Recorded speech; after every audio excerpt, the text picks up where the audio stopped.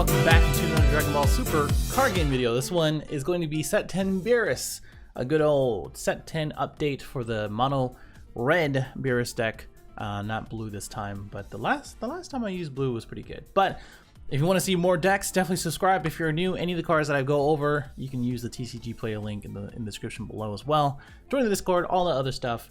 And if you want to see gameplay for this one, I actually play this with Marcus Contarsi on his Twitch.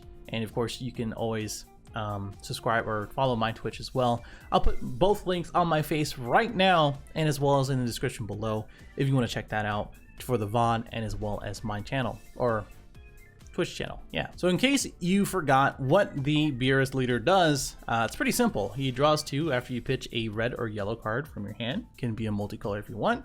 He untaps 2 after 4 or less, and then you get to choose one of the battle cards and KO it for yellow and red, and then choose a red or yellow multicolor, red and yellow multicolor in your drop area and combo with it for free.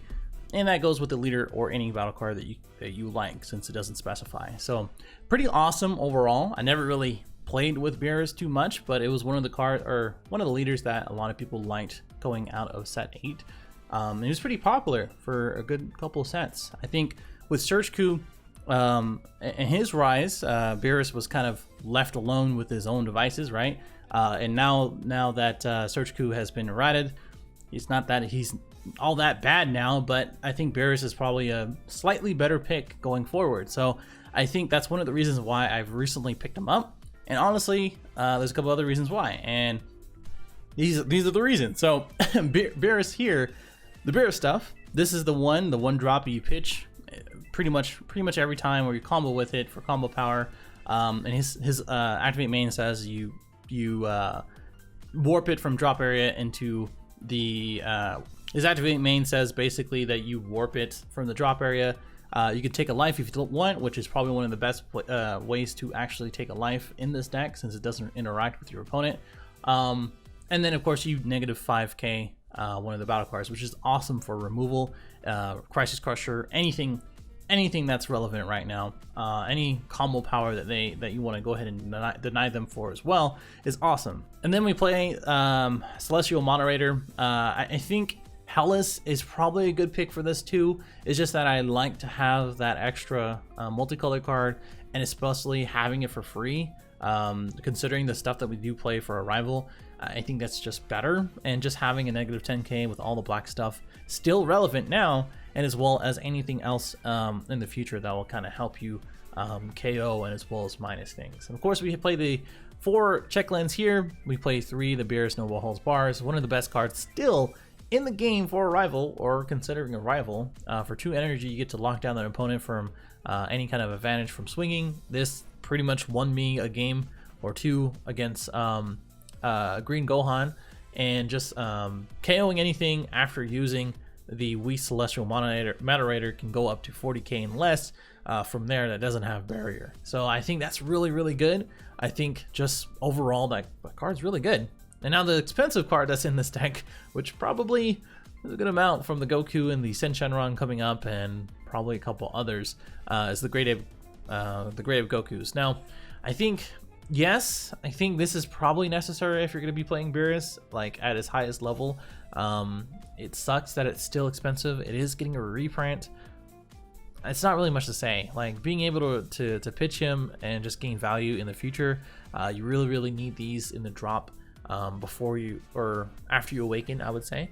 And you just want to pitch them before you awaken as well. So I think he's just necessary. You just need that draw power, since Beerus doesn't draw pretty much at all after he awakens. So I would highly recommend to do this. There are a couple alternatives, which I'm going to be doing a whole video on that, just to kind of recap any alternatives that we have in the future. But there you go. And then we have the other expensive card, which is Kaioken Goku. The reason why I play this over Vegeta is because of Deflect. And there's too many cards that interact with trying to control their board now. And in the stream that I played against Marcus, yes, this is kind of like a counter card to his deck. And that's simply because of the activate main. You pay 2, and then you get to -25k, I do believe, from their battle card, Ignore Your Barrier. So I mean, that in itself is really awesome. being able to minus 20k for their entire board, it's really good as well, that they really can't interact with. The auto will still go off even if they try to combo list it, because of the flex. So it's really awesome. And now this 3-drop Beerus has been honestly one of the most important cards in the deck, just because it's a 1-cost aggression card early on. And it's just really good. Like the turns really go like you pitch this guy or this guy here in the early turns after you charge a multicolor. Turn 2 you play the Bears. Turn 2 or turn 3 you play the 1-drop Goku, and then you swing for both. It just really depends if they establish a unison turn 2 as well. And then turn 3 you want to go ahead and play these 2 here, and then just kind of go from there, or even the unison. So it just depends on what you really want to go after.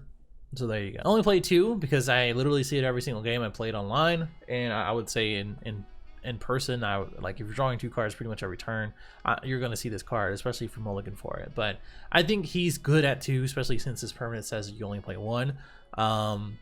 That's all I can really say about him. He's just really good. And to add to the critical, so the new card in which why I made this deck in the first place is that the red-yellow rival Vegeta and Bulma, you pay 1 red, you after you do the red-yellow, you draw a card, and then his auto says you get to pay 2 and go ahead and play a Son Goku 3-drop from your hand. And this is going to be the best target for that.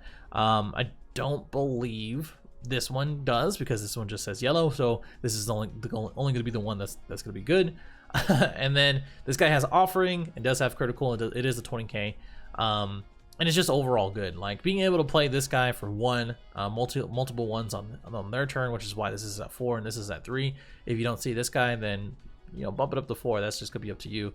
And then on your turn you get to pay 2, you get a critical rival or a critical offerer card, and get to swing for 20k critical. So one of the things that really makes this deck actually work is going to be these 2 cards right here. And then Shincharon is going to be the unison of choice. The reason why I included unison in this is because honestly unison is going to be the way going forward. Shincharon is awesome because he is a 3-cost, which turns into a 4-cost basically with the +1 here. You get to not only swing at cards with your red battle cards and as well as your leader card.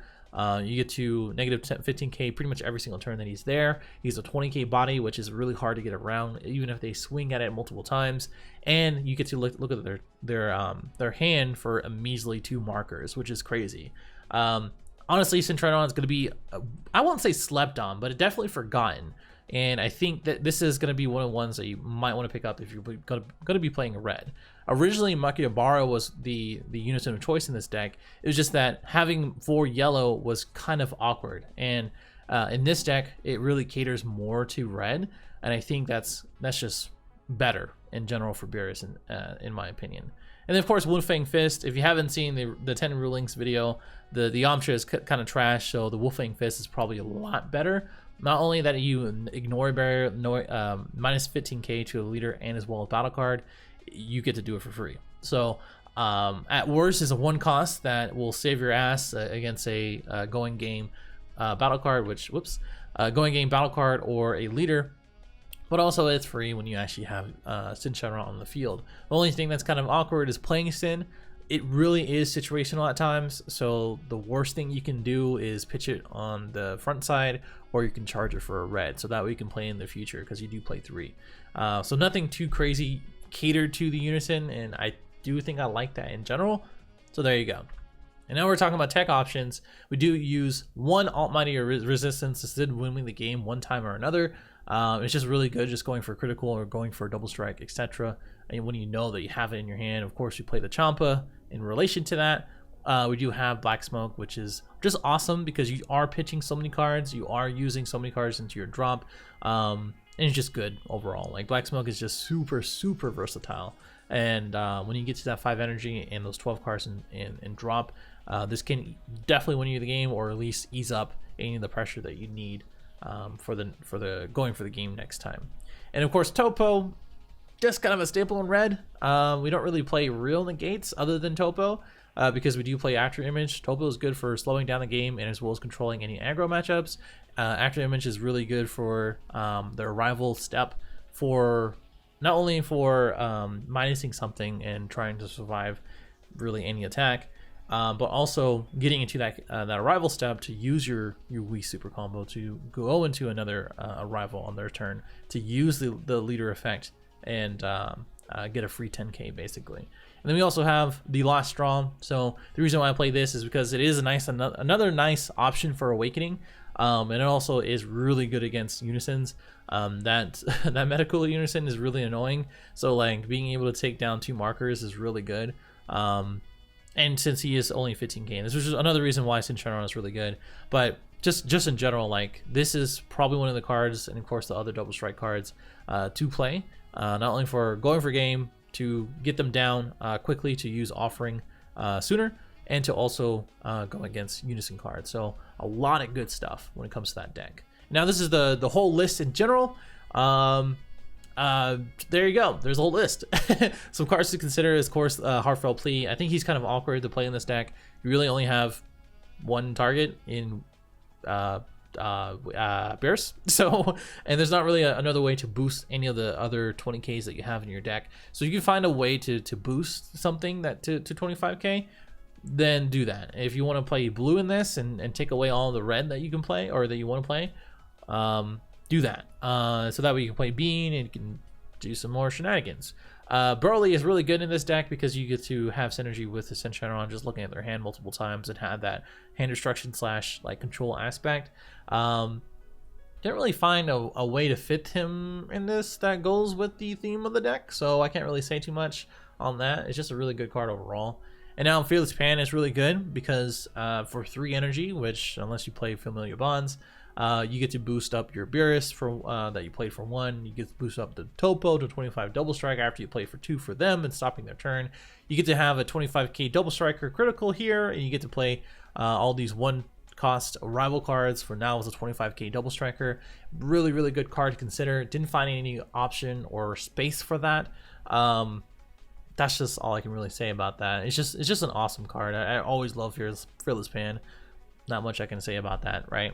I'm going to say that more and more because I'm an idiot. But Battle to the Death, another option for Awakening if you don't want to use Goku over here, or if you don't want to pay for that.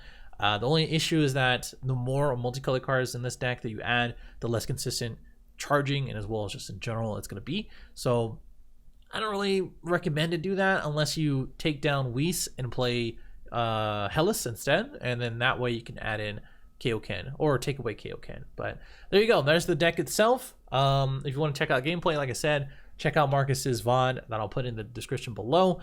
Follow me on Twitch, join the Discord. Like I said, use the TTG player link if you want to buy any of the cards here for set 10.